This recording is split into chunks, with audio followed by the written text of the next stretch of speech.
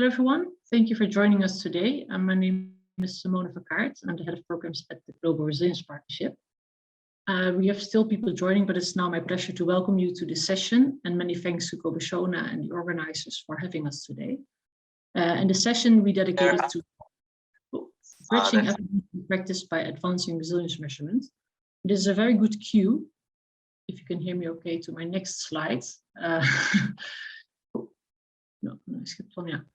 Because I know that people are still joining, but it would be great to just quickly go over some Zoom etiquette. And I'm sure you're all very aware and fatigued of this, but just to go over this quickly and give people a few more minutes to join us just to go over this. As always, and that was why it was a good cue, please mute yourself unless speaking, otherwise me or someone else from the team will. Also, I'd recommend, unless the bandwidth is good enough, but maybe to not show your video unless you are speaking, just to ensure that we have good quality and everybody can hear the conversation. Also, if you have any questions, you can leave them in the chat box. It would be if we have a consultation part, so there you can also raise your hand and we will ask you to introduce yourself and raise your question. What would be helpful also with regard to the chat box is if you could indicate your organization behind your name. And you can do that by going to the participant menu in Zoom. And there's a function called More, and then rename and just type your organization acronym probably behind your name, just like I did with GRP. The meeting, as you see or should have seen, is being recorded, and by participating, you are giving consent for that. And if you run into any technical issues, technical problems, please contact Egad colleagues in the chat, and they will sort you out as best as they can. But please be patient. Okay. Now, what we'll actually be doing today, we'll start with a brief introduction by myself before going to a keynote speech, followed by a hard talk style panel and a consultation. And, you see here a quick overview, but the first part of the session aims to capture what works and what does not work in resilience measurement by looking at different skills and contexts and hearing from measurement experts from across the globe. We'll first hear from Gregory Collins from the University of Arizona. He'll be discussing the evolution of resilience measurement from 2010 to today. After that, we go into this hard talk style panel discussion, and it will be moderated by Aditya Bahadur from IAED and ARA, and he's a real expert in this. So I think this will be entertaining. And he'll be discussing with the panelists what are the measurement challenges and opportunities in practice. And the panelists are Michael Carter from UC Davis, John Tatiani from IDE, and Abdi Vidar from Egad. And after that, the second part of the consultation session is actually more a consultation on demand-driven resilience measurements. And here the experts will want to listen to you and to hear from you, whether you're a grassroots practitioner, a decision maker, a fellow resilience measurement expert, doesn't matter. We want to hear from you. What are your demands? What are your needs in regards to resilience measurement? And this consultation will not stand alone. We build on previous work, but we also will feed into a series of events that we've planned around resilience measurement in the next few months and beyond. And these include an in-person meeting consultation in May in Washington, DC, expert consultation, an event at the Resilience Hub, and towards that at COP27, and an evidence forum in the spring of 2023, co-hosted with USAID. So watch this space, and we'll look forward to interacting with you in these various fields. Getting a bit of background on where we actually came from and why we're hosting the session now. This session actually demarcates the transition of the resilience measurement, evidence and learning community of practice into the Resilience Knowledge Coalition more than a year ago at Gobeshona in 2021. This Resilience Knowledge Coalition has been co-created with GRP, its partners, and is being co-hosted by and co-led by Egad and CDKN. Our purpose is to get the best knowledge and practice on resilience use to actually shape policies, plans, and investments and to deliver a resilient future. And resilience measurement is a specific topic of interest to us, not least because we transitioned out of or into the resilience measurement MEL community of practice. At the moment, we have over 450 members from more than 100 organizations, and you can follow the link that Suchi will hopefully put in the chat to join us and get our email updates. 2 exciting Global South consulting opportunities I already wanted to share include a mapping on resilience measurement tools and approaches, and a mapping of resilience impact assessments, which are highly relevant to this webinar, of course.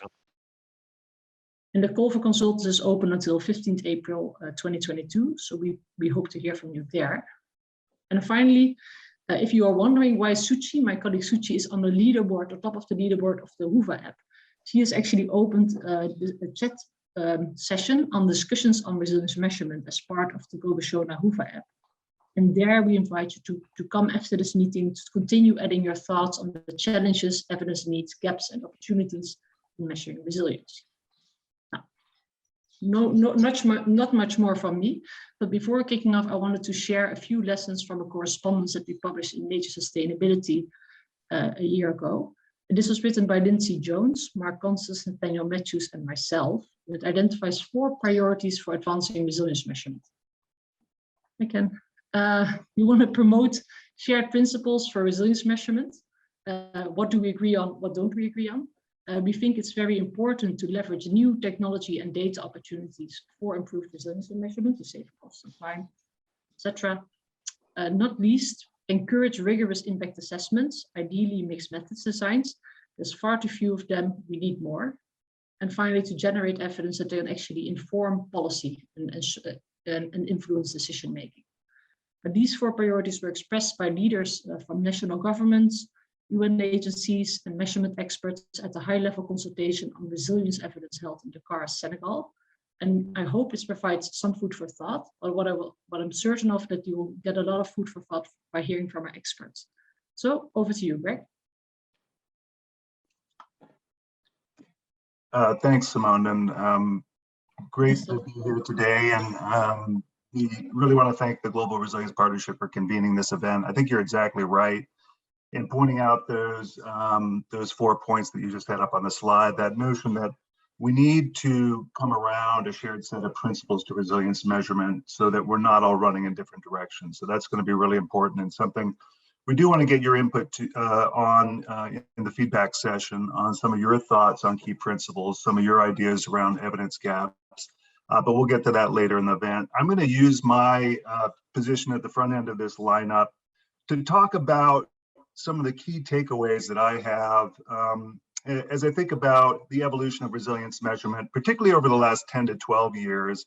And I think it's important to recognize, at least within the context of international development, that resilience really only rose to prominence as an analytic, programmatic, and organizing concept in around the 2010-2011 timeframe in relation to large-scale drought events in the Horn of Africa, followed by a similar humanitarian emergencies in Sahelian West Africa. Now, the concept itself, of course, has been around for some time in different disciplines, certainly psychology, engineering, ecology, but it was 2010, 2011 where it really became a critical concept within the context of international development that brought different sectors together in thinking through how we combine efforts across sectors and even beyond sectors to strengthen the resilience of communities and countries. And I'll walk through that a little bit.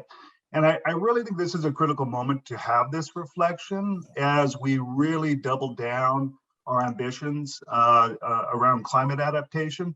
Resilience measurement is going to be the means through which we hold ourselves accountable and make sure that we're not just talking about climate action, but whether or not we've actually strengthened help communities and countries strengthen their ability to adapt and transform in the face of accelerating climate impacts.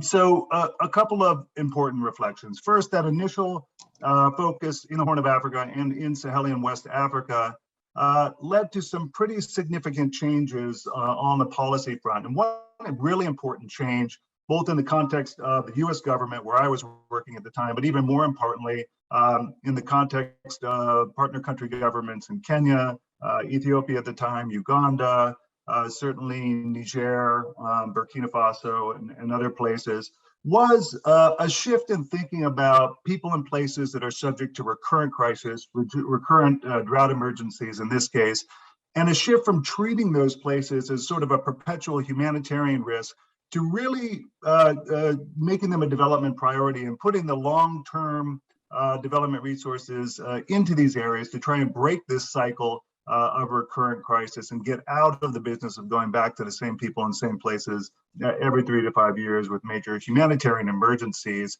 And there was also a really important shift, and this may sound like wordplay, but it's significantly more than that, from focusing on people's vulnerabilities, deficits, and what's missing, to a focus on people's assets, ability, and agency, and people's ability to shape their own future. So that subtle shift really opened our minds in terms of thinking about what are the sources of resilience that people, communities, and countries rely on in the face of shock events, and helped us think beyond narrow sectors. It also forced us to really think about a new approach to measurement. And this is where a lot of the focus of today's discussion is going to be this new forms of measurement that went beyond simply capturing improvements in household well-being to assessing the ability of people and communities to maintain their well-being in the face of shock events, as well as ways of measuring the sources of resilience that explain why some households and communities fare better in the face of shock events than others.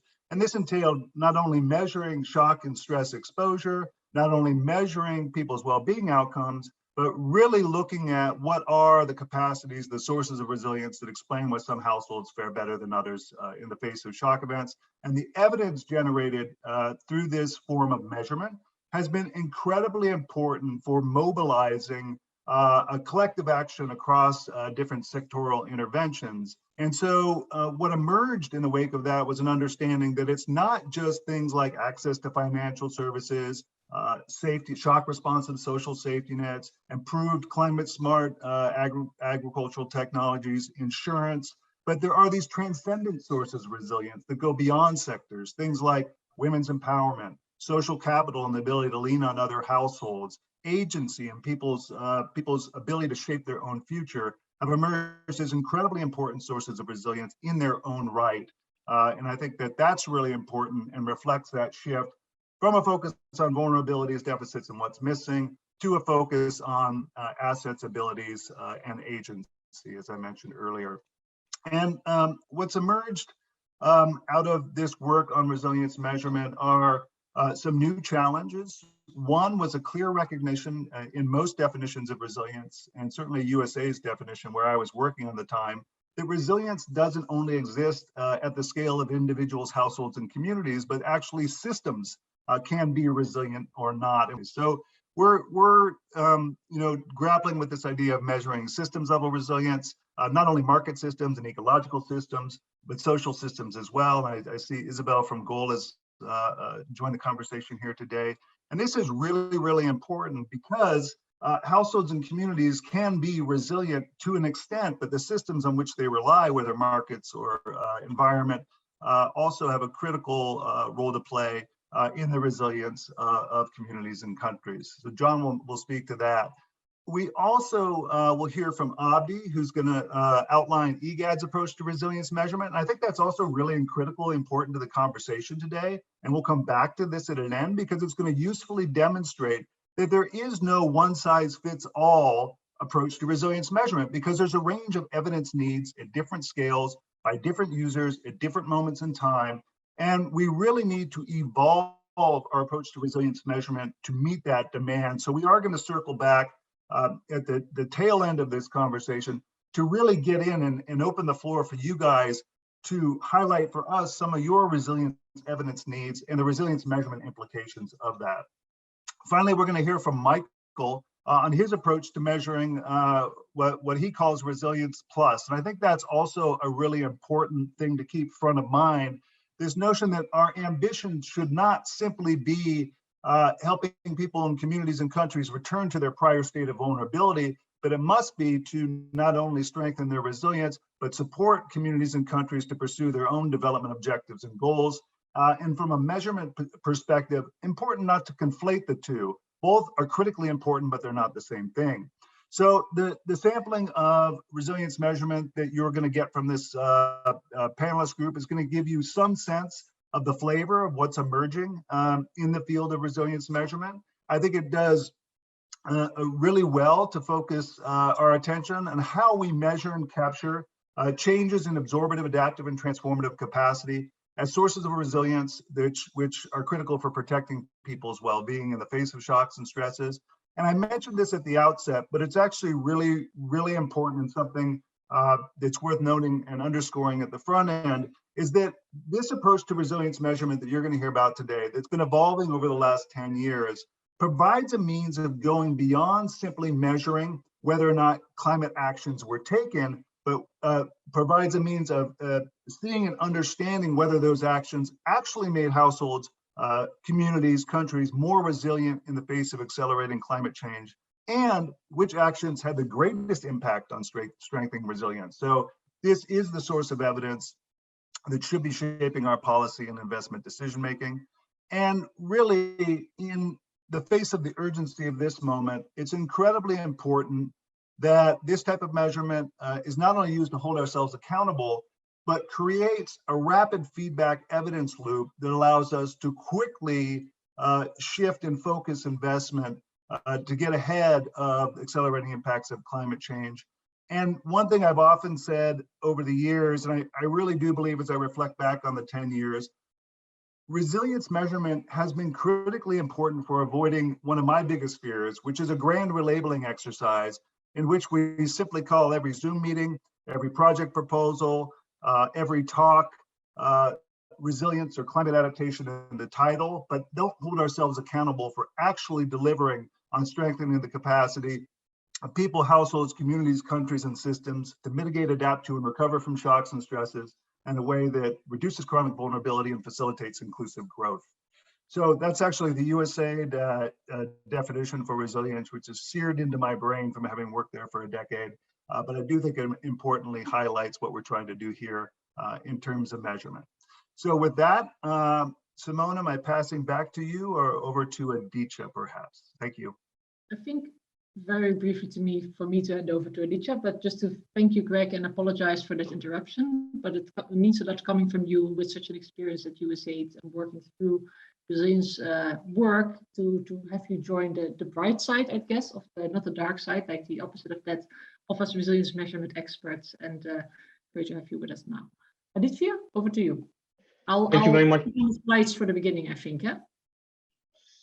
Wonderful. Thanks so much, Simone and Greg. Thanks for that really masterful overview of resilience measurement over the last 10 years. I particularly agreed with your final point on how resilience measurement ensures that we're not just paying lip service to the idea of resilience and we're actually doing it. So again, thanks for that. My name is Aditya Bahadur. I'm a principal researcher with the International Institute for Environment and Development.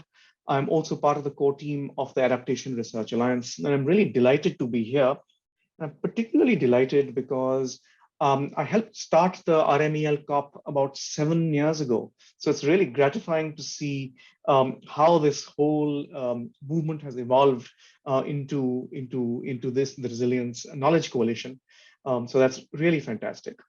But without further ado, we're going to shift to the panel discussion component of this fantastic session, where we have 3 great speakers, and we are really privileged to be joined today by Professor Michael Carter from UC Davis, Dr. John Choptiani from IDE, and we have Abdi Fidar from IGAD, Egad, and all 3 will share their approach to measuring resilience before being subjected to some hard talk on the efficacy and usefulness of these approaches.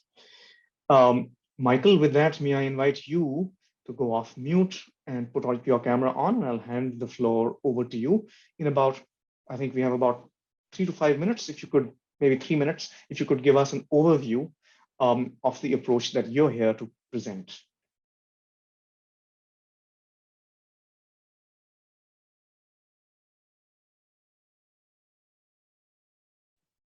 Okay, great. Thank you, Ed. I wasn't able to unmute myself, so someone had to do it. So thank you very much for the invitation to participate in this event.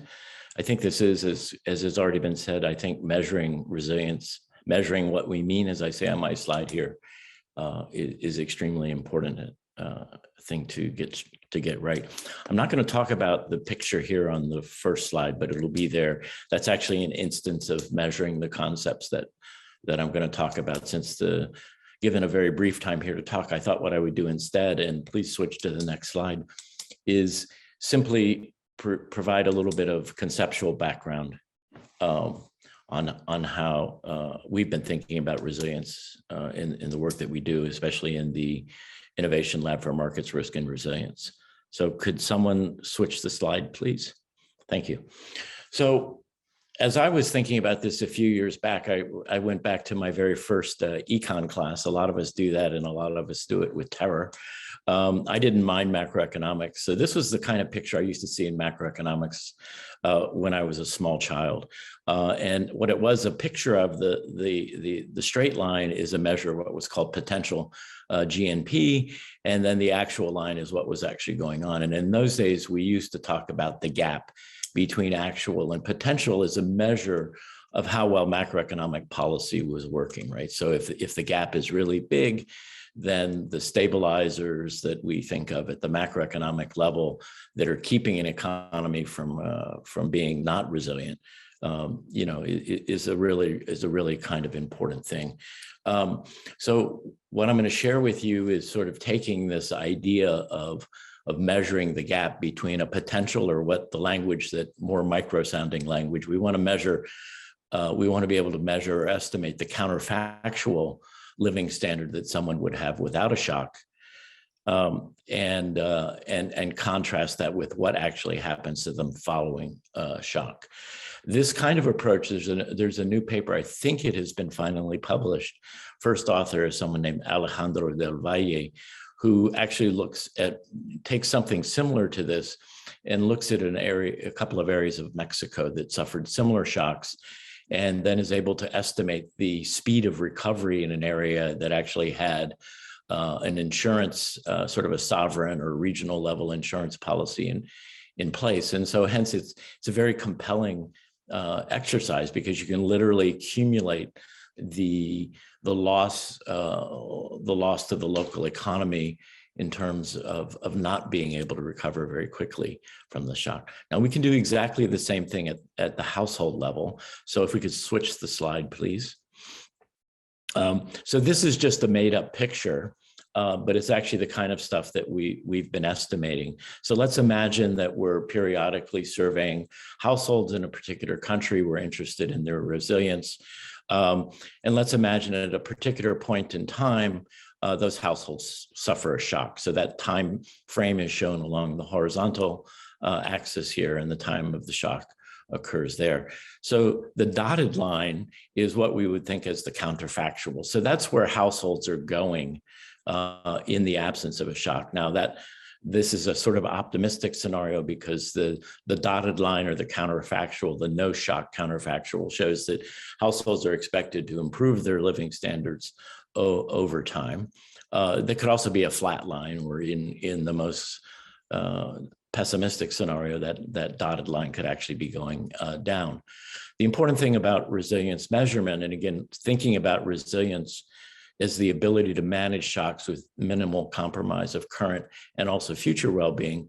The important is sort of what happens to families or our observed units when they face a shock. So again, we can potentially estimate that. And so notice the dark solid line, which is labeled B. We could think of that as a particular household. Maybe it's a household that has access to certain kinds of programs, access to certain kinds of markets. And we can see when the shock occurs, it has some impact on B. So B suffers some compromise to its current well-being, but relative to its neighbors, C, D, and E, household B recovers rather quickly. So the measure of resilience, or the lack of resilience for household B, would be the size of that area in between the counterfactual line and then what actually happened to this household. And here I've just illustrated a couple of other kinds of scenario. Household C recovers fairly quickly as well, but not as fast. And so we would be able to put a quantitative measure on household C and say how much its lower level of resilience is costing it, say, relative to household B. Household D there is portrayed as a household which is recovering very, very slowly. And then household E is actually one of the more it's really households like household E is actually how I personally got into this sort of thing, is are there certain kinds of households that when they suffer a shock, they never recover, right? So the gap between the red dotted line for household E and the counterfactual line is gigantic, right? And in fact, it's not closing over time. So the cost of the shock and the lack of resilience for a household like E is really fundamentally enormous. One of the things I've been working on is a general set of estimation tools, so that if you actually have household level data that spans a shock kind of period, then you can actually estimate these things, including when there's the possibility of households like E who fundamentally change their destination. So to close up these first few thoughts, as I said, I think when we think of resilience as the ability to manage shocks with minimal compromise of current and future well-being, what we actually want to do is measure exactly that. And in fact, we can do that. So if we come back later to some of the other things, I might talk of some instances with real data where we've done this, but I think this is more than an aspirational approach. It's actually something we can do when we talk about micro level data and micro level resilience. And we've used this approach, for example, in the context of a randomized control trial, so that household B might be a household which benefited from resilience technologies, and household D might be a household that did not. And we can literally calculate and measure the impact of resilience in terms of the differential impacts on current and future well-being of these households. So that's my quick breathless introduction. So and that was very articulate, not breathless at all, Michael. Thank you so much. Okay, thank you. John, I'd invite you to now please go off mute, put on your camera, and just walk us through your MSRI approach. You have about 3 to 5 minutes. Thanks. Great, thank you very much. Very nice to be here. I'm going to talk today about IDE's Market System Resilience Index tool. This is one among many different tools that are used to measure resilience. And I'm going to talk a little bit about what we've developed and why we've done so. So resilience measurement has been going on for a long time, particularly the last 10 years. Predominantly, it's focused on the household or individual level. And what we've done at IDE is try to incorporate both the systems of markets and households, recognizing that they're all interconnected. So measuring the resilience of households needs to take into account the wider context and wider system that they're in. So we've been working on this approach for the last 4 years. We've implemented it twice in both Nepal, Bangladesh, and Mozambique, and we're rolling it out to 4 additional African and Asian countries in the next couple of months. Recognizing that you can't measure, or it's very difficult to measure resilience directly, we've come up with a number of different indicators or determinants. And these you can see on the right-hand side of the screen. We've categorized these into principles that are termed support for the market, environment, connectivity, financial, and structure. And from here, we can give a relatively simplified number. 2.87 is this example out of 5. But we can also delve down into the different components at different levels. So we can give an overall structure to the market and say that this is resilient or not, but we can also break it down into the principles, determinants, and ultimately down into the questions that make up this approach. The process we're using to implement and adapt MSRI involves these 5 steps on the left-hand side. The first is to introduce MSRI to the context. So what we've decided to do is develop a survey that is scored for each different type of market actor in a market system.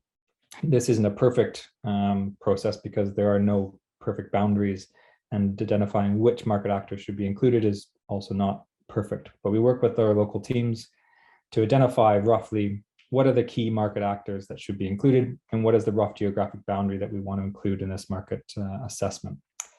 So we introduce it to the context and we try to adapt it. So this can be simple things like changing translation, understanding the different crops and livestock that are used in a location. Our original version involved a lot of adaptation and contextualization. It was very qualitative, and we've moved more towards a hybrid approach where we do quantitative data collection in order to get comparability across time and locations. But recognizing that numbers don't tell everything, we do have a fair amount of qualitative information that we try to collect at the same time to get a bit more nuance into what the numbers mean. From there, it's a relatively straightforward process of data collection and data analysis. And what we're working on predominantly now is really focusing on adaptive management. So we're using MSRI to both collect data and the baseline and end line and midline in some cases to understand change. But what we really want to do is understand what's working and what's not and put that into practice. So what we're looking at is what, based on the results you see on the right-hand side, the enabling environment and others, what are the aspects that we can do to actually recommend changes in programming, either at the very beginning in designing projects or over time doing adaptive management. And this is not an easy task. It's not something that we will be able to do ourselves, and certainly not very soon, but it's something that we're striving towards. Because there are so many different resilience measurement approaches and tools, we're hoping that we can work with others to create somewhat of a base of a benchmark that is an industry standard that can be used across all these contexts so that we can understand how the system functions and what we can do to improve. So I think I'll leave it there and be happy to take questions as we go forward. Thanks very much.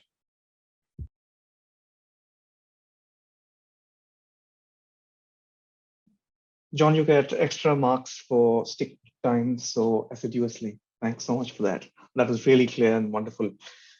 I'll now ask Abdi to please take over. And Abdi, the floor is yours for the next 3 to 5 minutes. Give us a taste of your approach to measuring resilience.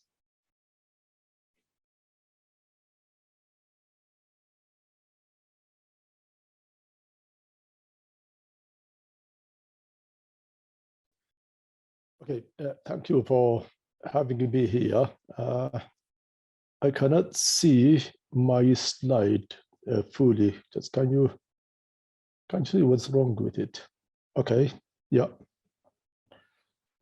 Actually, I'm from Egad, particularly Food Security and Resilience Analysis Hub. In Horn of Africa, in 2011-12, we have experienced, actually we experienced one of the worst droughts in decades. That drought forced head of the states of Egad. Egad is about 8 countries: Ethiopia, Djibouti, Kenya, Eritrea, Sudan, South Sudan, Uganda, and Somalia. Those heads of states decided to establish an initiative called Egad Drought Disaster Risk Sustainability Reduction Initiative. Through that initiative, billions of dollars has been invested in resilience strengthening efforts. After a couple of years or 3-4 years, then come a question of whether we are building the resilience of communities or we are weakening. For example, drilling a borehole in pastoral areas may provide water, which is immediately required by those communities, but we don't know whether that borehole is improving the resilience of the communities or weakening it by degrading the environment. So we decided to enable ourselves to measure resilience. We tried to research available tools, but most of the tools available focused on household level, and our focus is a national level or even a regional level. So we decided to have our own resilience measurement tool, which consists of 13 higher indicators. Those indicators focus on different components like environment, social protection, human development index, and others. Mainly we focus on agriculture and livestock issues. So now we are piloting that tool, and hopefully sometime in August or September we will complete and validate the tool. We haven't still developed it fully. Therefore, after piloting, we will roll out to the countries. It will be adapted, I am sure, sometime in October, if we go according to our plan. And then now we have already shared that with you guys, our tool. So this is what you can see in the slide. Already there is a calculation methodology and indexes.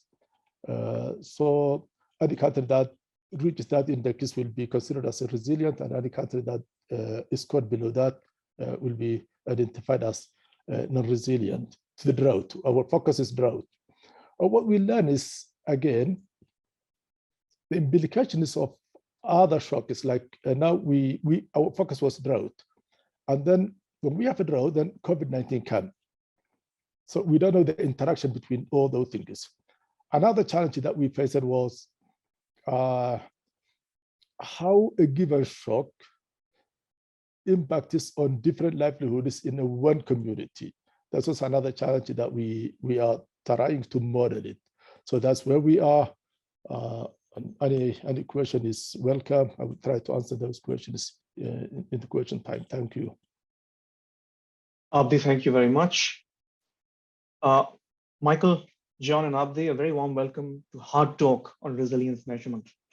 I request the producers back in the studio to put the four of us in a spotlight so that I can commence the grilling.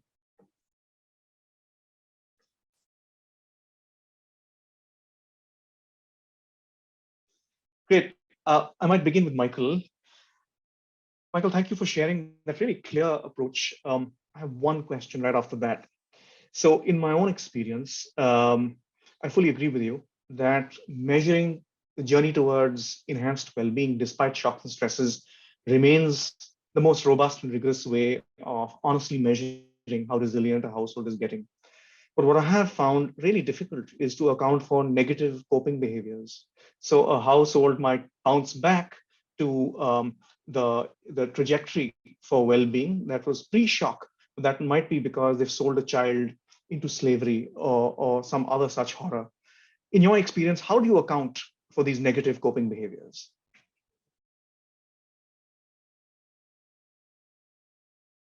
Sorry, can someone put Michael off mute, please? Thank you. Yeah, that's a really great question, and I guess we don't fully have that. I mean, I think we see a lot of behaviors that are destructive, where people do that. We actually wrote a paper a few years ago showing that what I used to call asset smoothing. So that is households who, when they face a shock, what they do is rather than liquidate assets to keep feeding the family, they actually hold on to the assets, right? So they protect those assets. And yet the cost of doing that in the face of a shock is, of course, the family eats less. And there's been a few longitudinal studies that look at the impacts of that on child growth and development over the long term. So those are behaviors that we actually started calling intergenerational asset shifting. So one way households can deal with a current crisis is basically draw down on the future human capital of the most vulnerable members of their own households. Now, I think, so the example you give of selling a child off into slavery is an extreme example, I think, but another kind of example is simply telling everybody to tighten up their belts. And yet we've seen in that kind of work that doing such compromises the future abilities of the most vulnerable members of the household. So in a sense, if you had a long enough kind of study, that in principle would see it. So when we've done this in theoretical kind of analyses, we see that over the long term, that kind of extremely costly intergenerational asset shifting actually influences the long-term trajectory of the household. So in fact, you would in principle see it. Now that's, you're seeing it over an intergenerational kind of shift. I guess what I've always felt is those kinds of stories to me are precisely what gives the promotion of resilience.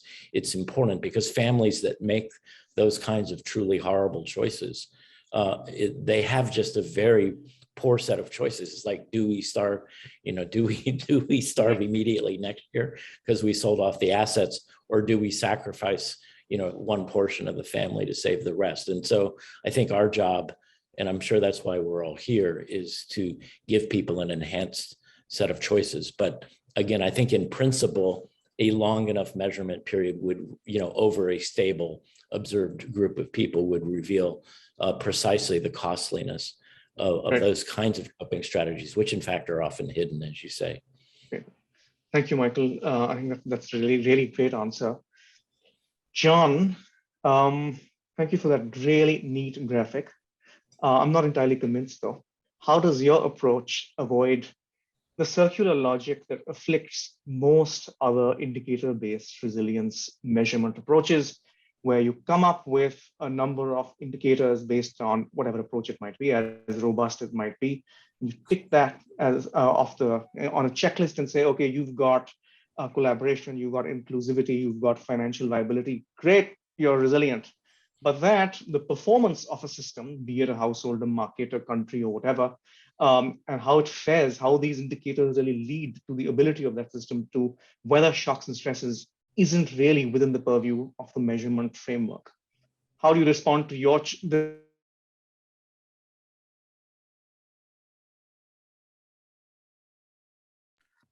Yeah, well, I would say that it might, to an extent. It's something that we're certainly working towards. There's a causality of understanding which parts cause other parts and which are interrelated. And it's not an easy topic. I mean, the example with GDP earlier, it's such a simple metric, but it underpins so much, and it's so powerful, but also so wrong and inaccurate in many ways.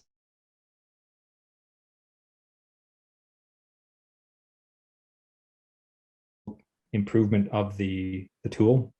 So going out and understanding what are the questions, what are we getting from those? Are they actually meaningful in terms of results? Do they make a measurable difference?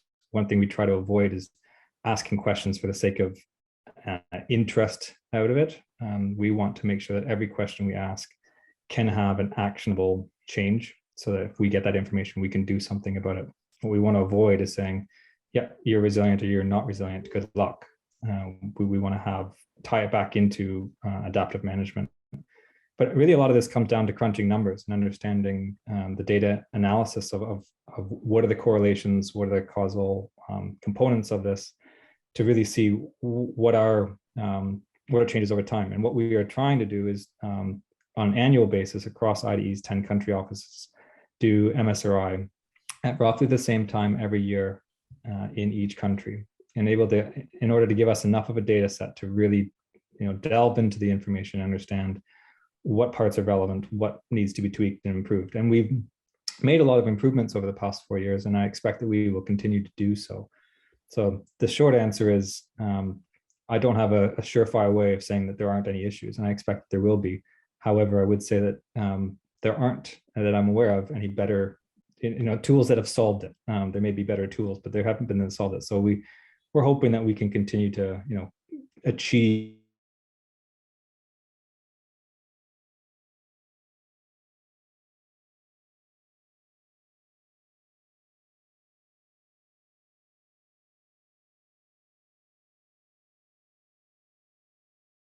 I'm familiar with a case where in Nepal, one of the checklist-based indicator resilience measurement frameworks were used in one village. And that village stood out because it was extremely resilient based on that indicator checklist that had been developed through a lot of primary and secondary research. And I think merely, I can't remember if it was 4 months or 6 months after that mapping was done, a flood hit the village. And it was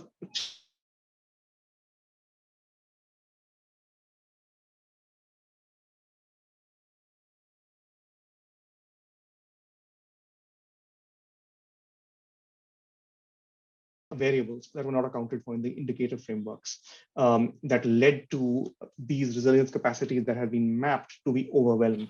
So I agree with you. I think it's an evolution. We're going to learn from how these measurement frameworks are applied across the world. Abdi, I have one question for you. Thank you for showing us your indicator-based framework. Could you tell us a little bit more about how the indicators for your approach were developed? Have they been ground truthed from with empirical research? Are they derived from published literature? A little bit more about the process of indicator development would be really helpful. Actually, most of the indicators are based on Malabo Declaration or Comprehensive African Agriculture Development Program. And then we added that Human Development Index from UNDP. And there's also another resilience index developed by Egad. I think it's one of the universities there. So we developed it from there. But we are still under the process of completing this. We have many challenges, like in Horn of Africa is shock-prone areas, droughts, conflicts, and pandemics.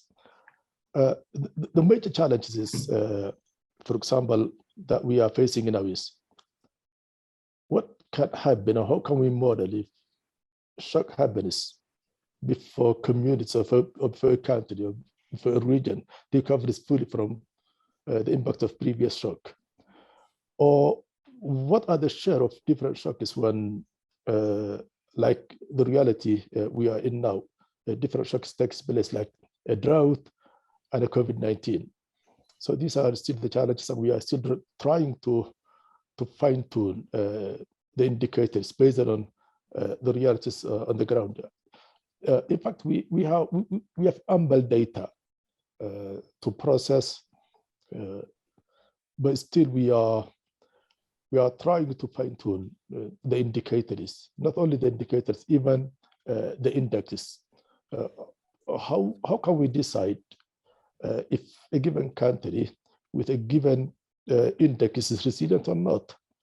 So we are still under the process of developing the indicators and the index themselves. So, right. But mainly we base our indicators on those already developed indicators. Thank you.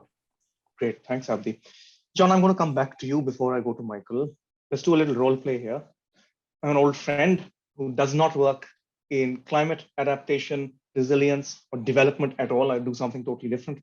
Bump into me in a bar, and you're all excited about this MSRI approach that you just presented about at a fantastic conference session. I turn around and ask you, tell me one thing that this approach has taught you about resilience that you did not know previously before you started developing or applying this approach. Speak to me as a non-expert. Explain to me what is that nugget of insight that MSRI has delivered. Yeah, with all of these things, it's the devil's in the details. You really need to get into understanding the context. So explaining this to my parents is a challenging job as it would be to others. It's hard to pinpoint one thing because we have a lot of assumptions and expectations of what we're learning. What we're finding is in each of these analysis, these studies we're doing, there are intricacies between the different determinants. So what you would expect in terms of increasing one might increase the others. So there's a positive correlation between if you increase diversity and redundancy, that they would work in lockstep. What we've found is that there are some cases where this is not the case. So inclusion is an interesting one, which does not seem to be very well correlated with diversity. So obviously we need to unpack what those terms really mean. And in our case, what we define those terms as diversity is essentially having multiple different options. So you can go to a shop and you can buy different types of things. So redundancy, in contrast, would be having multiple things with the same option. You can buy a bunch of different chips or something. But diversity would be having different set of options in terms of what you can purchase. And inclusion is more about participation of women and other systematically excluded groups in the market system. And what we're finding is increasing one is not increasing the other. And that's really interesting. And we don't necessarily know why. And to go back to that first question, it's important to understand, what are you trying to be resilient against? So what are you resilience of what to what? So if you're resilient against a certain type of shock, that might make you less resilient against another. We can be general and generalize and say we want to be resilient broadly against everything. That can be result in trade-offs. Obviously, you want to have win-win options that you can improve. But that community in Nepal, it might have been very resilient against certain shocks, but very not resilient against others. And that's a really tricky consideration, that you don't want to be recommending that people do a certain activity if that might undermine their resilience or ability to adapt in another. And that's something that over time we hopefully will strengthen broadly in the community, not just at IDE, but understanding what can be resilient against, and also trying to understand what are the types of shocks and stresses that we can expect in a changing climate. Thanks. John, that's really articulate. I'll stay with you for one more slightly controversial question that I'm going to risk asking here, which is, when you talk about inclusion, I often wonder, all enterprises of analysis and research are inherently political. And sometimes I worry that we include things in resilience measurement frameworks that we want to think deliver resilience, but we may not have the empirical evidence that they do. So for instance, I did some research into whether democracy and resilience are aligned.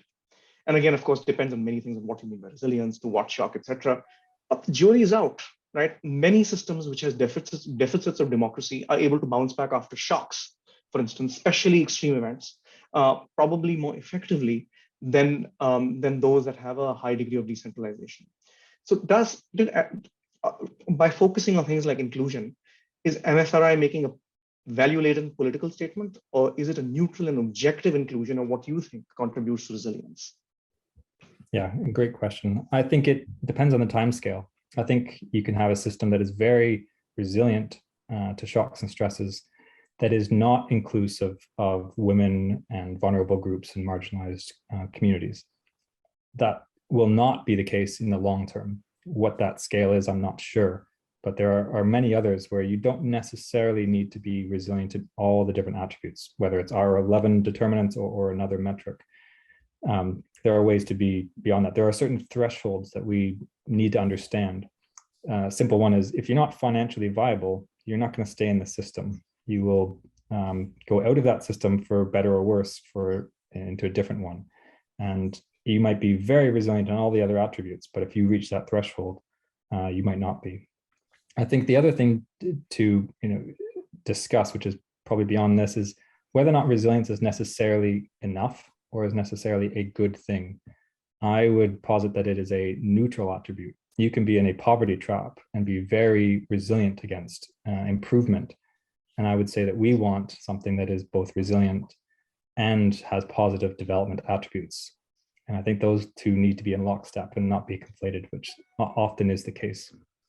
That's absolutely right, John. I often say the caste system in India is one of the most resilient social systems that I know, and totally negative resilience in that sense. Michael, coming to you with the same question. You meet an old friend in a bar where you're talking about all your work on measuring resilience, maybe not this particular framework, but across the breadth of your really rich body of work. One interesting insight or nugget that you'd like to share. Sure. So dear friend in the bar, I think one of the things that we've focused on by actually, so notice what we're doing. We're not trying to say, we're actually trying to test what makes people resilient. So sort of answering that last question. So let me just refer to briefly to the diagram I had on my cover slide, which I did not talk about. But one of the things we learned from that was really, really interesting. So this was a large-scale randomized control trial across Tanzania, Mozambique.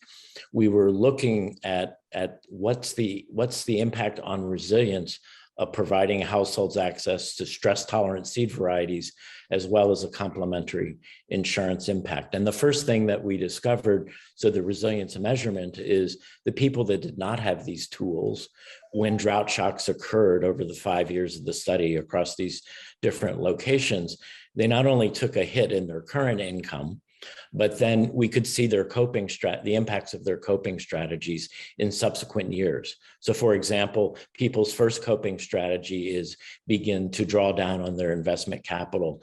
So their agricultural yields the year after the shock were about 85% of what they were before the shock, right? And you see it in lower levels of investment and input. So there's sort of a long tail. And when things were really severe, a little bit closer to your earlier question to me, what we see is household food insecurity actually skyrockets as well. So small shocks, you don't see that, but you do see decapitalization.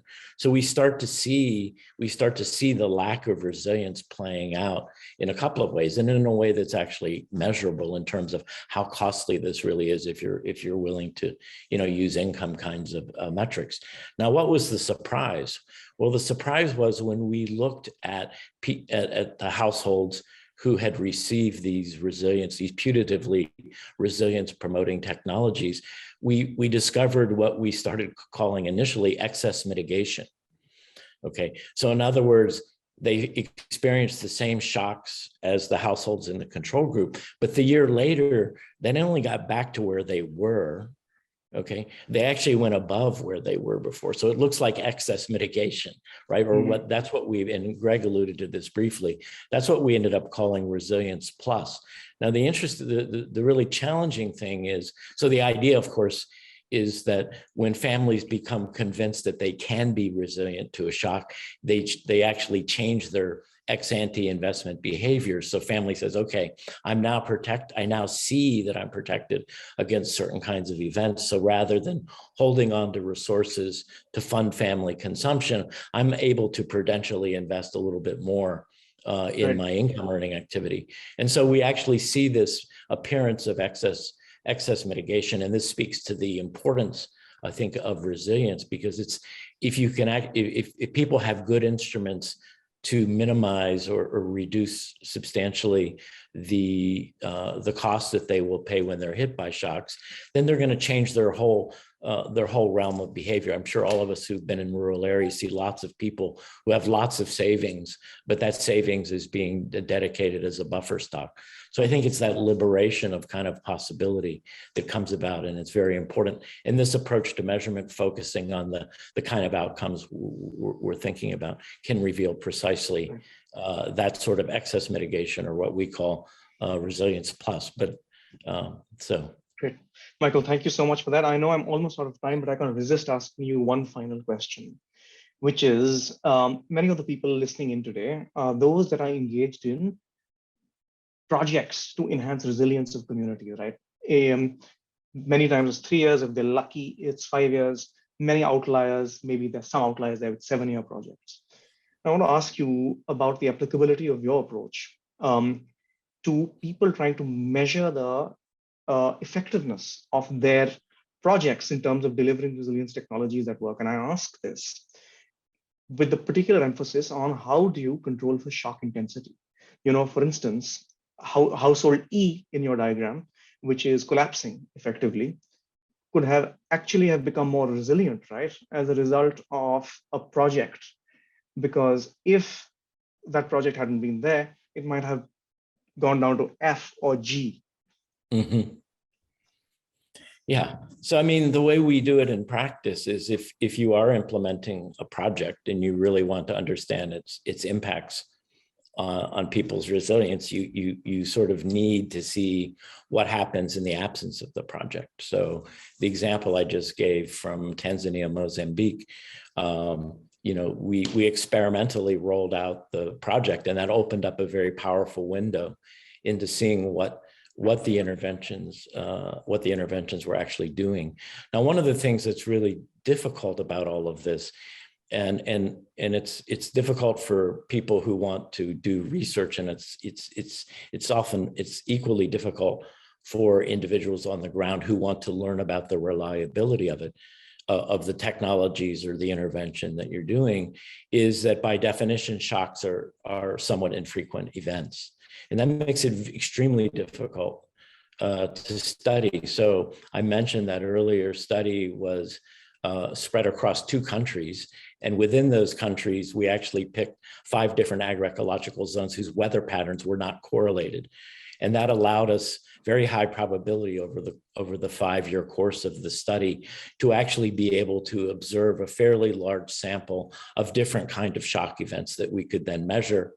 And then we have people in all of those regions, both in and outside of the treatment program that we're looking at. And so that allows us to sort of see what happens to people without the program, what happens to people with the program. But it is a real challenge, and it's a real challenge for the people on the ground as well. So your prior question is sort of what's surprising. What's surprising, or it's not really surprising, but this excess mitigation, this more than bouncing back, that does not happen until people actually experientially saw that the technologies that were being made available to them actually worked for them in their livelihoods. And this actually raises a whole lot of questions about how do we actually program if we have technologies like stress tolerant seeds, for example. How do you actually introduce those? How do you get people to experiment with them? And how do people actually learn? And so our own work sort of shows that it happens with a not surprisingly a substantial lag, because people learn best from their own kind of experience. And so, the learning about resilience promoting technologies that people need to do and that we need to do if we want to sort of measure their values is actually a real challenge and something to be thought about. Great. Abdi, John, Michael, thank you so much for faring so well under intense scrutiny. With that, Simone, back to you in the studio. Thanks so much, Aditya. Also for you, it was very entertaining and informative to listen to you all. I think everybody held well. You had very, very tough questions, but they were very, very good and impressive answers. We have about 35 people in the room, and our benchmark whether to split into breakout groups or whether to do a plenary discussion with 30 participants. So there's more than 5. So we're at the mark, and I think we decided internally it's probably nicest for everyone to hear what others are saying and not to break up. So Greg, over to you to briefly introduce us to the topic of the consultation and to set the stage and then take us through it. You might request inputs from Suchi or Aditya. He's a good question asker as well, if you've seen.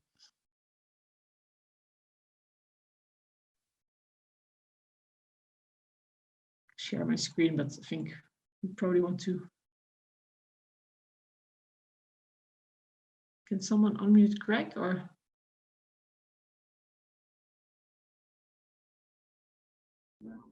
Great. We're doing it.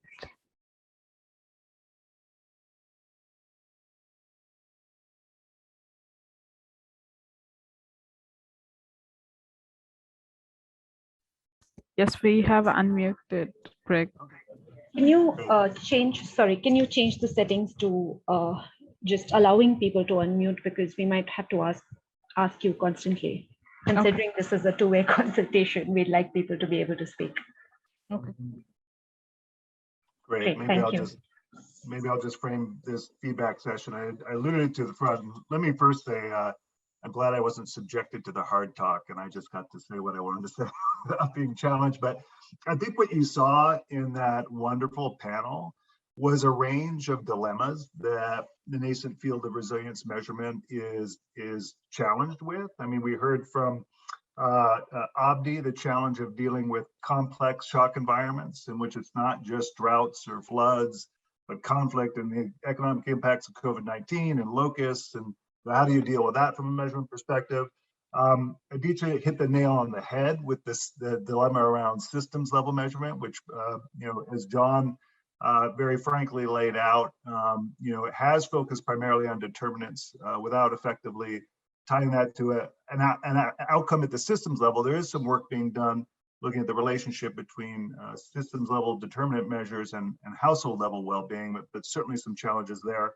And Michael pointing out some of the rich insights and and looking at how resilience actually makes people more resilient, and this sort of resilience plus concept of resilience actually changing behavior. And I like that because it really hits head on one of the challenges I think some people have had in sort of trying to pit agricultural-led growth and resilience as somehow competing aims rather than complementary aims. And that's wonderful work that Michael's highlighted. But this is just scratching the surface of resilience measurement and the types of evidence needs that exist from different users at different moments of time in different contexts. And so what we wanted to do with this session is to open up the floor and really allow you all to voice what some of your resilience evidence needs and discuss a little bit the implications for the types of approaches to resilience measurement. Aditya alluded to it a little bit. Some of the current methods are very complex, aren't very readily usable by users at a local level. Is it producing the evidence in a timely manner that people need? Is it producing the type of evidence people need for decision-making at the community level and local level? And so what we wanted to do was create this 30-minute session to get your input on the types of evidence that you demand for decision-making, for designing activities and projects and interventions, for influencing policy, whatever your role is, whether it's advocacy at a global level or community-based activism. There are different needs across this spectrum, and we'd invite you to give voice to some of the evidence needs that you have, and you can do that in a number of ways. We would love this to be as interactive as possible. So if you're comfortable, go ahead and put your virtual hand up and we'll call on you and ask you to articulate your thoughts on critical gaps and that need to be filled in the resilience evidence and measurement space. But we also understand that some people will be more comfortable just throwing comments into the chat, so we welcome that as well. But Suchi is going to assist me in guiding this conversation. And hopefully we'll get a brave first contributor to break the ice. And so I'd like to open the floor for participants after listening to this rich panel discussion to offer your thoughts on either what you've heard, what gaps in evidence exist, or even just your thoughts on priorities for resilience measurement from your particular vantage point. And helpful if you introduce yourself by name, organization, and maybe just very briefly what your role in that organization is. So let's go ahead and open the floor. Suchi, I am not following the chat, so let's, if things come into the chat, please call out there. At this point, I'll open the floor for people's thoughts and contributions. And I should say I welcome organizers and panelists to offer their thoughts as well.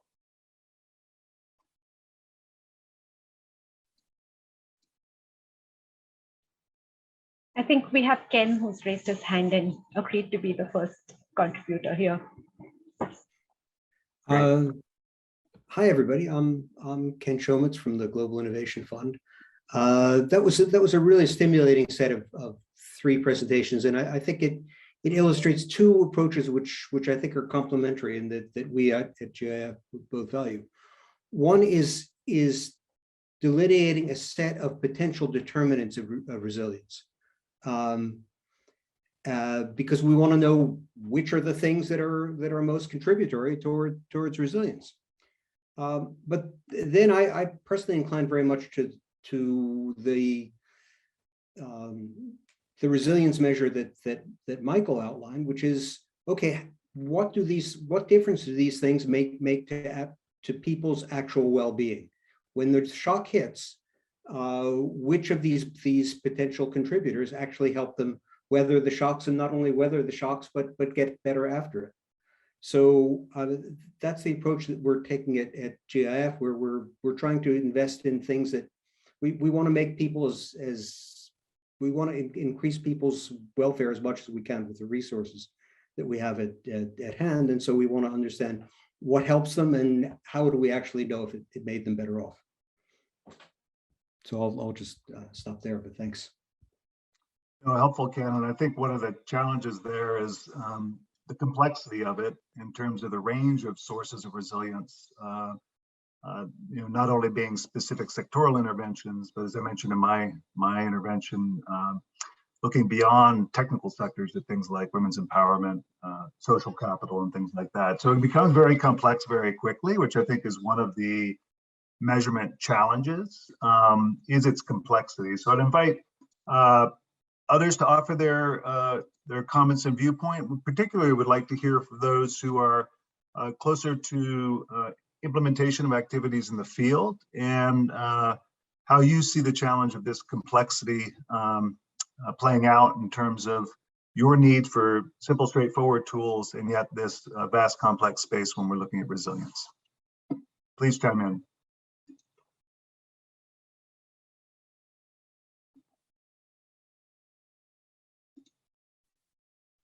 We had a question in the chat from Yeah. Willem.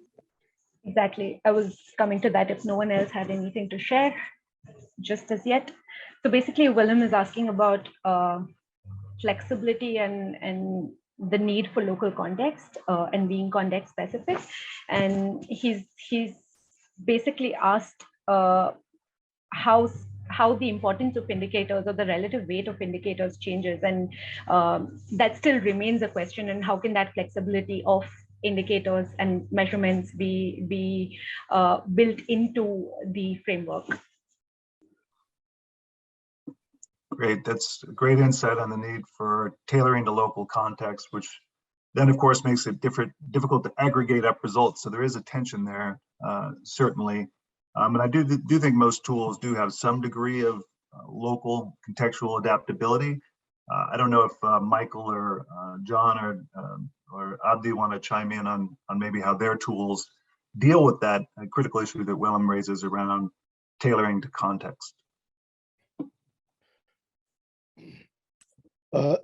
Sorry, actually, if you focus on the local communities or specific areas, it may be challenging even at household level. Resilience is much more complex than we first thought. Not only to what, but what also very important is to when. A good example is a given household may have 2 or 3 children. Those children may want to go to school, and that's one component of resilience development. But at household level, the same children may be required to attend livestock or to help their parents cultivate the farms. Therefore, sending the children to farming may help that family improve their resilience in short term, but will damage the same family to resilience in the long term. So how can we prioritize these 2 things, today and tomorrow? Another main important factor with resilience is the difference between politicians and subject matter experts. For example, ministries or a government may want to develop a borehole that may give water to the communities immediately. But subject matter experts may go against that and say this may damage the ecology in the long term. So at a given community, we need to prioritize and see even the importance of pasture against water, which are both very important in terms of resilience improvement. So those things need to be first agreed on by both the government and experts. Another main issue, as I said earlier, is to define the timing. When is very important than even to what. So we should not focus on specific projects. Specific projects may shift the problem of today to tomorrow. So what we need is to see a holistic approach. What will happen after 10 years? Not only that household level, at the community level. Communities, different households may have different priorities. Some of them are pastoralists, others are agro-pastoralists, others are traders. So a given project may have different impacts, positive and negative, on the same communities, different households. So all those things are very challenging and needs to be well beyond a given project. So we have to see long term. So thank you. That's what I would say. Great intervention, Abdi, and it sort of underscores some threads that were throughout the conversation with the previous panel about this is about current and future well-being, and choices made to protect current well-being may negatively impact future well-being. I actually had the experience of working early in my career in northern Kenya and watching a transformation around that very issue you raised, around being a real hesitancy to send children to school because of the need for them to engage in livelihood activities, but transformed over a 20-year period where many more households were sending their kids to school because they saw what happened when shock events occurred, that those children with education were able to engage in income generating activities that protected and buffered the impact of that shock. So really, really important insights from Abdi. Adichie, I see you got your hand up. Great. With sincere apologies for hogging more time on this session. Greg, actually, my question is to you. I think you spoke too soon when you said you're not going to be subject to hard talk. This is, okay, let me try and phrase this as best as I can. In your opinion, are we all focused on learning to drive gasoline guzzling clunkers when the world has moved on to electric vehicles? By which I mean, is this obsession with indicator-based approaches and household level data collection and impact evaluations and counterfactuals and experimental methods totally outdated? And are we going to wake up tomorrow morning and realize that we've totally been outgunned at this through a whole new approach, maybe that relies on big data and AI? So for instance, I was reading about a resilience measurement approach in East Africa that correlates airtime top-up behavior with household food resilience. Where they figured out that airtime top-ups, when they dip below whatever, $5 a month, people are not resilient to food shocks, which completely goes against these established ways in which we've been thinking about resilience measurement. So since you gave that really fantastic landscape over the last 10 years, can I ask you to look ahead for the next 2-3 years to see whether these approaches are going to be outdated, or will we be using the concepts from these approaches but using tools from big data and AI? Yeah, I think it's a great question, and we absolutely can't be closed-minded to new approaches, and we can't get stuck in this mentality of we measure resilience at a household level because that's where we have tools that do measurement. So we do need to get much more creative. I think there's some really incredible stuff happening in the remote sensing space. USAID and NASA have partnered on that. We have faculty at our institution working on that. They're really able to look at landscape change and then connect that back, as John sort of described in his market systems resilience, to household well-being through ground truthing. So I think those questions of interscalar relationships between resilience at different scales requires innovative technologies. But to be totally frank, the biggest demand signal I'm hearing is for quick, dirty tools. Now it scares some of us because quick and dirty sometimes means not rigorous. So there's this demand for quick, dirty, rigorous tools. So maybe not so dirty, but it's a super big challenge, because what I hear from people who are working more at the community level or activity level is they need evidence now to make decisions about what they're doing, not evidence 3 years after the project closed in the form of 300-page, almost unreadable report.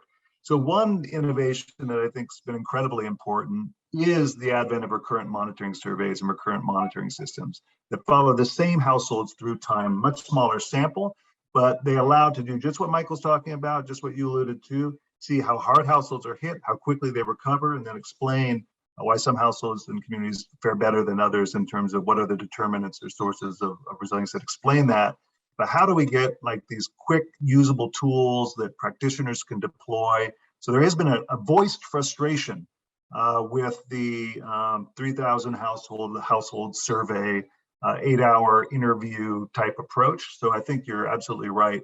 Let's get those rigorous impact evaluations in place, but drive an evolution around the tools we're using that allow people to make quick decisions based on best information. We've got, I think Lindsay had her hand up first, and then we've got Michael. So let's start with Lindsay. All right, so I'm going to backtrack a bit. Ken's question, you actually touched on, Greg, of how do we know it actually makes a difference to people's well-being? It's going to be those panel data surveys where we're following households throughout time. That's one of the recommendations that FSIN put out in like their guidance on what needs to be included when trying to do resilience measurement data. Back to Wilhelm, your question about how to make it flexible. So for MSRI, we have the standard, mostly quantitative, mandatory questions. And then within those, yes, they get adapted. What are the currency? What do provinces or regions get called? But also what are the types of financial institutions that are actually on the ground? What are the crops people are actually planting? And then in addition to those, if there are any recommendations from the project teams for qualitative data, I think back to we want measurements, we want quick and dirty. We have this propensity to think that quantitative means robust on its own. Facts are facts, numbers are numbers, they're not going to lie to us. However, a lot of context, as we know, is going to be qualitative. So it's finding a middle ground between those two when it seems like that's a tension and not a complement to one another. And then Adichie, maybe for big data and AI, those are still fed by where we are now. Those are still going to be fed by the data and the engineers on what's already happened. They're not necessarily the people who are going to come up and make something new. Those are still holding the biases of the people who are programming them. And it's going to be figuring out how to make big data, make machine learning, again, not linear. We hide behind those words, and maybe, Greg, that's going to be back to, are we actually moving forward, or are we just rewording what's already happening as well? But there is still going to be the drive that quick and dirty is the best way now on the ground and not in 3 years' time. Yeah, it's a super big challenge. The same with modeling versus empirical observation. There's a lot of modeling work that's been done that puts out powerful advocacy numbers. $1 invested in resilience yields $3 return. But there's, that lasts for a year or two in terms of moving policymakers, but then they want the actual evidence that's occurred. Michael, if you could offer a quick intervention. I see you have your hands up, and then we'll move to wrap up. But Michael, you have the floor. Okay. So real quickly, I just pasted into the chat a paper that we might find interesting. So I alluded to this one earlier. So this is a paper that's entirely based on remote sensing. This is a paper which looks at the impact of a shock, where you have sort of a treatment control structure based on sort of a meso level sovereign type insurance contract. And what they did is people have ground truth night lights data as something that can be a fairly reliable predictor of local economic activity. So while this paper does not, I don't think it uses the word resilience once.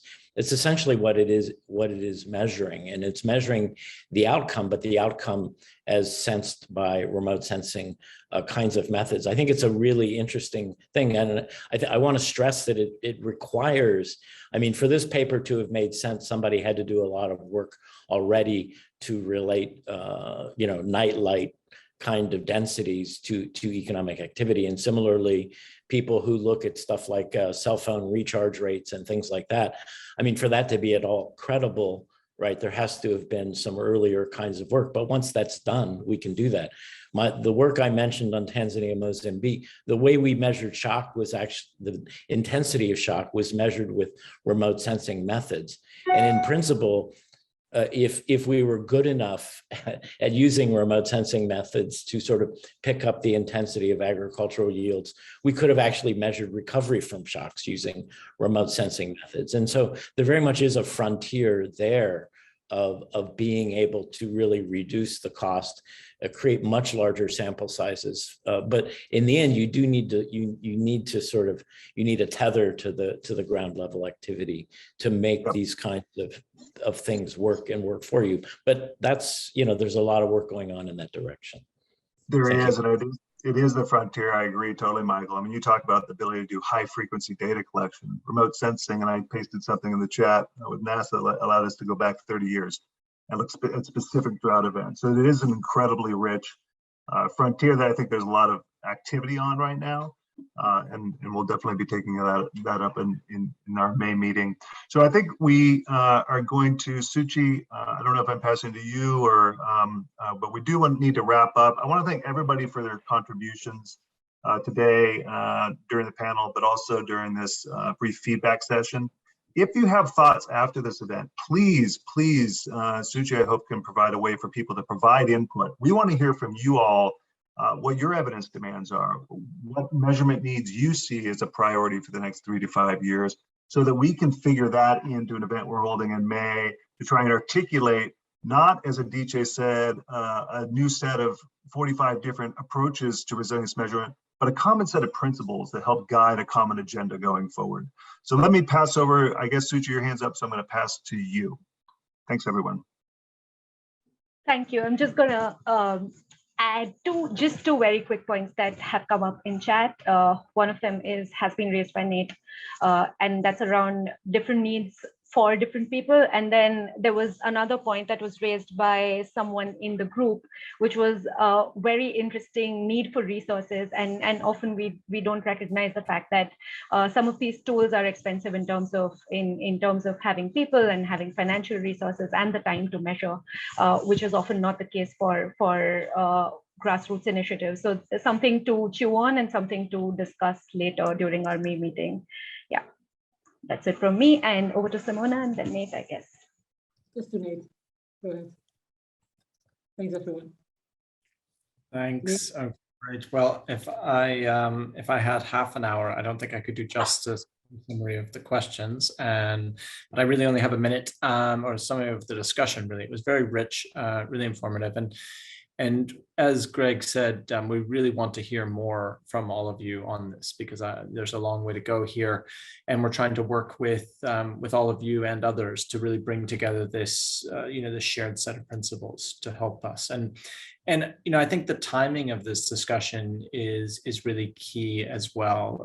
We've seen a whole new set of actors interested in and really substantively interested in resilient measurement and resilience, for that matter, from before the COP, but especially at the COP, where just at the Resilience Hub, we saw just dozens upon dozens of private sector actors coming in, wanting to invest in resilience, wanting to understand resilience, and with that, really looking for more robust ways to measure resilience.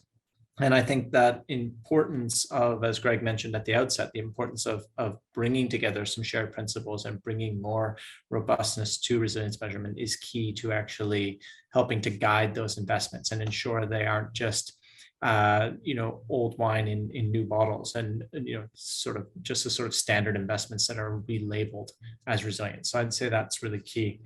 For me, also just mentioning, a few points that I picked up on. The point on tools, I think, is really critical. That old joke that I've made 100 times before, but tools are like toothbrushes, and everybody wants one and nobody wants to use anyone else's. And so really, we're not looking for new types of tools here. What we're trying to do is bring together those principles. And I do think there are, as was brought up at the end, some trade-offs around this issue of complexity. And resilience really is about measuring complexity across systems, across households, and at regions, and even at the state level. So there is a need to deal with that complexity, and that is a challenge still going forward. So I know we're out of time, so I don't know if I have to hand it back to anybody else, but I will just say thank you to everyone for the rich discussion, and we look forward to keeping this going into the future. So please don't be a stranger. Thanks again.